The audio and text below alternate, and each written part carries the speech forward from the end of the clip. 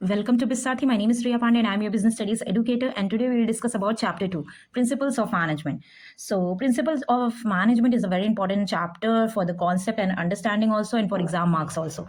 So, this chapter teaches you about the basic principles or guidelines that managers follow to run their business effectively and efficiently. Okay, it also explains how famous management thinkers like Henry Fayol and F.W. Taylor develop these principles. So in this chapter you will learn about the basic principles of management and nature and significance and how all the principles of management, their evolution, you will read about that. And the scientific management theory given by Henry Fayol and administrative theory has given by Henry Fayol.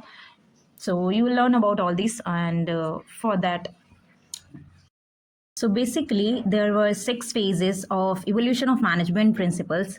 In first phase is called that early perspectives. So early perspective means the first or the ancient ideas about the management. Okay, so earlier the time when people did not even know or it did not even formally study the management. At that time also people were following management principles unknowingly. Okay, in real life to get big tasks done. So these were the earliest signs of management that people at that time also people were do planning, organizing, and coordinating work even when before management became a subject. Now management became a subject. Now earlier also people were following management unknowingly. At that time they didn't know that they are following management, but unknowingly they were following. So historical background, if you'll see, the first management ideas can be traced before 3000 BC, 3000 to 4000 BC. Even ancient civilization like Egypt, China, Greece, and India. So at that time also they were used management techniques for a large when they are doing projects and all. So a famous example is the construction of the Egyptian pyramids. So in this, what you will the pyramids of Egyptian ruler Cheops will call Khufu. Okay, at that time that it was built around 2900 BC. So it took clearly 20 years to build that.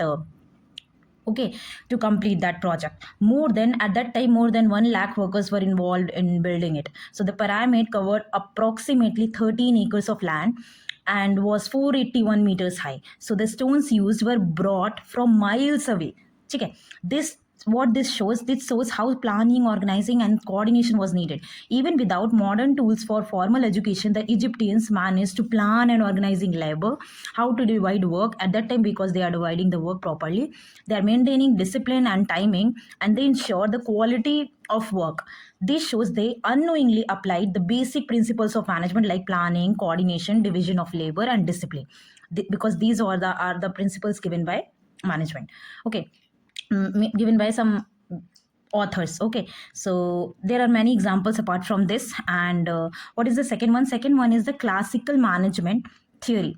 Okay, classical management theory, this theory came during the industrial revolution at approximately 19th century. Okay, so what in this theory, the factories were growing at that time, factories were growing so fast. Okay, and people need better ways to manage work and workers. So at that time there were 3 main thinkers: F.W. Taylor, that is Frederick Winslow Taylor, and Henry Fayol, and Max Weber. What they are giving, F.W. Taylor focus on scientific management. They have given the 14 principles of management, which you are going to learn in this chapters.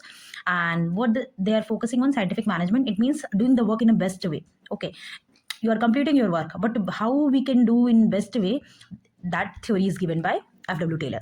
Henry Fayol focus on administrative management. Okay, that 14 principle is given by Henry Fayol. Sorry, F.W. Taylor has given scientific management theory. Okay, that Henry Fayol is given by 14. They have given 14 principles of management. So how to organize, how to manage the things, how to maintain a discipline, how to coordinate, all these things are given by Henry Fayol. Max Weber, basically they are focusing on rules and authority system. Okay, so what are the main ideas of classical theory? They believe that people work mainly for money. Okay, so economic motivation. Economic motivation means related to money. Emphasize specialization. So they have to divide the work. So each person does one job efficiently. Suppose I am good at teaching business studies, and you are telling me to teach English. How can I teach? How can I teach Hindi? How? It doesn't mean that I cannot teach, but I'm not specialized now. So at that time, so the idea of classical theory is that people will give the work to the people who are efficient in that. Okay, according to their specialization, we can distribute the work. Okay, divide the work. Third one is focus on scientific methods. Okay, clear structure and rules. We are not like that. unnecessary. We cannot do, no, here it is, we can do that like that. We cannot do work like that. We need to, third point is saying that we need to focus on scientific methods, like some scientific principles is given which is universally accepted. We need to follow the, we need to do things by following that scientific methods. Okay, because they have some clear structures, some rules and regulations. We need to follow, we need to do work for that methods. Fourth one is try to make large scale production effective and systematic. Okay, fifth one, look at the relationship between people and machines. See, we need to maintain that relationship also. If people do not know how to work in that machine, how will they do? Okay, so basically these two principles, these two management principles, these two phases, what they learn in early perspective management existed. Okay, even in ancient times like pyramid building. Okay, and in classical theory, this classical theory has given a formal structure to management, telling how to manage work scientifically and systematically. Okay, now third one is, after that classical theory, people realize that workers are not machines. Because earlier what we will do, we workers are doing that their work. Okay, so what we are thinking that they can do anything like that. So after classical theory, people will realize that management, sorry, that the workers are not machines. They have feelings too, they have emotions and social needs too. So the neoclassical theory came into existence. It is related to human relation approach. Now we are thinking about the human also. It developed between 1920s to 1950s. What in new classical theory, it focuses on human side of management. Okay, so earlier what it says that earlier managers only care about how to get work done quickly and efficiently. What, see, earlier what we are thinking that how to do work, okay, quickly and efficiently. We are not thinking about the workers who are doing that work. But now they understood, after that classical approach, they understood in new classical theory, they understood that happy and motivated workers perform better. So if your workers are not happy with you, they cannot perform better. Even though when you give that kind of motivations, you can do like that also, then also they cannot do anything because they are not happy, they are not motivated like that. So they begin to focus on relationships, motivation and team spirits inside the workplace. So they try to develop that relationship, they try to develop that environment so that people will work nicely if they are happy in that environment. So key idea, what was the key idea of human relation approach? So this approach said that employees are not motivated only by money. See, all employees are working for money, of course, but money is the basic needs. If they're not happy and you are giving 1 lakh to them, what's the matter of that 1 lakh for them? Because they are not happy in their environment and they will leave job. Now if you're seeing, many people uh, are resigning from government jobs because they are not happy. Why?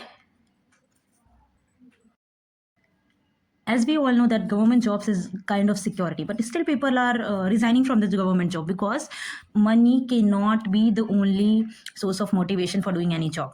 If people are not happy, they will resign, they can resign. But also the social needs, like social needs also are important, like friendship, belongingness, recognition, respect. If people are not getting respect in their with their colleagues and with their environment, how will they be happy so much? So managers should build good relations with employees. Okay, communication and cooperation improve the performance. Okay, so here we conducted one studies, Hawthorne study. Okay, and a famous experiment called Hawthorne studies, done at a Western Electric company. Here in a Western Electric, in a classical approach, okay, in new classical theory, we have done one, Hawthorne studies. We have done an experiment. Okay, in a electric company, in a electric company of USA. This shows that when managers paid attention to workers' feeling and gave them importance, their performance improved, even if working conditions were the same. Okay, this proved that human behavior and emotions mattered in management. This classical theory, this Hawthorne studies proved that. What is the main features in neoclassical and human resources? That emphasis on people rather than machines. You need to focus on people. If they were happy, they will do their work nicely. Okay. So after that new classical phase, there is a one behavioral approach. After new classical and human relation stage, management thinking continued. Now management is thinking continued to develop further. Let's look the next phase. Now if you will see the next phase is behavioral science approach. Behavioral science approach means our organizational humanism. How this approach started around 1950s, and it went deeper into the human behavior at work, how human will behave at work and at the place where they are working now, why people behave the way they do in organization. So the main idea behind all that, the manager should understand human psychology to make the workplace better. for the people who are working there. So what are the key points there? Focus on this behavioral science approach. They focus on motivation, leadership, communication, and group behavior. Believe that we need to believe that satisfied employees are more productive. Yes, it is. If the worker is satisfied with you, they can give their best. Use ideas from psychology and sociology to improve a teamwork and morale of an workers. Encourage participation and cooperation between managers and employees. So in short, what I wanted to tell you in behavioral science approach, what they wanted to tell, that treat worker as a human being with feelings, not just as a workers. Because if you're treating them as a workers, they will not do their best and your company will going to suffer. That all this behavioral science approach was telling. Okay, next one is fifth one is management science operational research. So this phase started as 1940s and 1960s specifically, and during the Second World War, the scientists began using mathematics, statistics, and computers to solve management problems. Now here in management science, what we are thinking at that time, what we are thinking, that we need to imply it, apart from theoretical knowledge, we need to apply mathematical knowledge also. So main idea was that in the management science, use scientific and mathematical techniques to make better decision. Okay, so what were the key points in management science?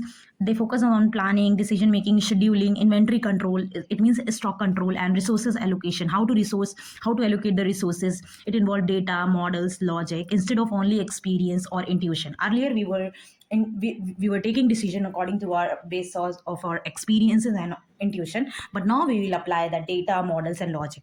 Okay, so it helped the organization to work more efficiently and economically. In short, we need to use maths and science to make smart business decision. That was telling in the management science. Okay, last but not the least, modern management. So modern management is the management which we are doing currently. This is the current stage from the late 20th century till today. It combines the best ideas from all earlier theories. So what does it mean? It's like the main idea, what will management should be flexible. Okay, so here what I wanted to tell you, that modern management is that management should be flexible, system based, and global. Okay, so key points if we are talking about that, according to modern management, all the parts like people, departments, technology, see, these all three four things are the part of an organization. They all must work together. Okay, if you wanted to achieve the organizational goals, they all, like people, departments, technology, they have to all work together. And we need to focus on innovation, adaptability, and technology. That modern management is doing. Okay, so it emphasizes on social responsibility. See, we are taking the resources from the society, and so it's our moral responsibility to give it back to the society. So we need to be social responsible also. Sustainability and global management, it encourages this modern management also encourages the teamwork, creativity, and continuous improvement. In short, what modern management is doing, modern management is a people oriented, not the worker only. It is the people oriented, technology driven, and a global connected. That's why it is modern management is a good. So I just wanted to give a summary of all that. In early perspective, what we learned, that it focuses on organization in ancient times, how they were at that time. Management were the basic knowledge of management, where people do not have that basic knowledge of management. Still people are following management principles. Okay, and the second one was classical theory. Classical theory is based on a structure and how to be efficient, like that, how to do work in a best possible way. Third one is new classical theory. New classical theory is based on human relations. It focuses on human relations and to keep workers happy. If they are working in a happy condition, they need to be motivated, then they will work nicely and effectively. Okay, fourth stage is behavior science. It means psychology at work. We need to learn, as a manager, you need to learn psychology, sociology, so that you can treat your employees nicely, understand human behavior deeply. In fourth stage we learn. Fifth stage, management science, what we learn, that we need to include data and maths also. It focus on data and maths, and use science for decision making. If you wanted to take any decision in the business, you need to analyze the things also. Sixth phase is modern management. This which we are following now, systems and innovations. We are following a system, we are making innovations and all. We are combining all together, all ideas with the technology, and now we are working nicely. So that's all for today. I hope you understood that concept, how the evolution of management principles will be there from time to time. And thank you for watching this video. Stay tuned for the next video, and if you like my video, kindly do subscribe my channel.